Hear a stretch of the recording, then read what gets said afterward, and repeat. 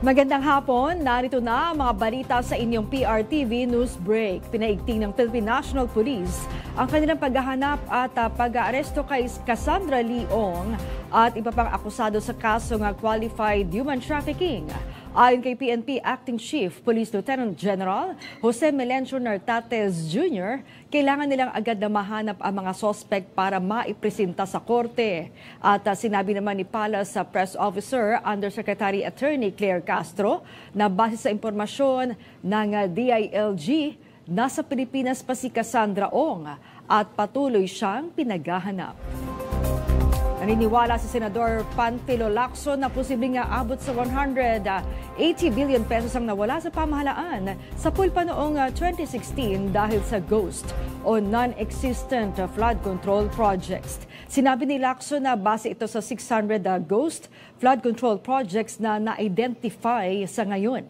Sabi pa ng senador na ang 180 billion pesos ay pagtaya pa lang at posibleng mas mataas pa ito.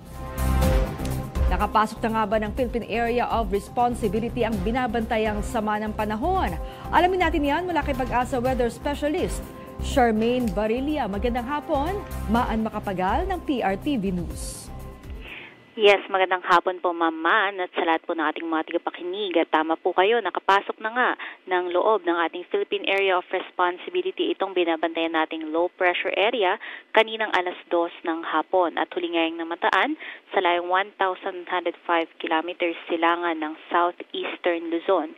Patuloy pa rin nga itong kumikilos pakanluran ng bahagyang may kabagalan sa bilis na 15 kilometers per hour. Nananatili pa rin nga na mataas yung tsansa nito na maging isang ganap na bagyo at inaasahan nga natin yan ngayong araw. Same pa rin po yung scenario na nakikita natin itong mga nakaraang araw na kung saan maaari nga itong maglandfall sa may silangang bahagi ng Visayas at Southern Luzon ng Sabado o Linggo. At nandun pa rin yung posibilidad na magtataas tayo ng wind signal sakaling mas ma-develop pa nga ito bukas dito sa may parte ng Eastern Visayas at Caraga.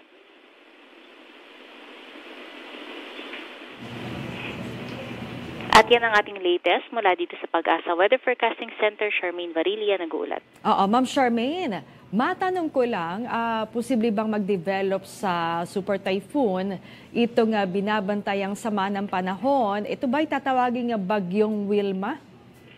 Yes po. Sa nakikita natin ay maaaring hanggang worst case scenario niya ay abot lamang siya sa kategoryang tropical storm. At papangalanan nga natin itong Wilma once na mag-develop na to at maging ganap na nga na isang tropical depression ngayong araw.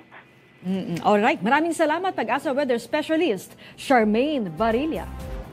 Uy, good vibes naman tayo dahil trending ang post ni Juji sa TikTok kung saan ipinakitang isang maliit na karatula sa loob yan ng isang pampasaherong jeep sa Davao City. Sa post, nakalagay sa maliit na karatula na minamaneho ng jeepney driver na si Edwin Ricososa na libre ang pamasahe ng lahat ng kanyang pasahero sa kanyang jeep sa araw na yun. Ang dahilan, pumasa ang kanyang anak na si Dave sa board exam bilang civil engineer. Siyempre, umani ng papuri at congratulatory remarks ang post para sa tatay na ipinakita ang proud moment sa kanyang anak. At yan ang mga balita nakalap ng inyong PRTV News Break. Live kami sa free-to-air, Beam Channel 31, Signal Channel 31 at sa YouTube. Tumutok din sa aming social media account sa Instagram, Facebook at TikTok sa @PRTV Prime Media. Abangan ang mas komprehensibong balitaan sa Arangkada Balita mamayang alas 5:30 ng hapon. Ako po si Maan Makapagal. Magandang hapon.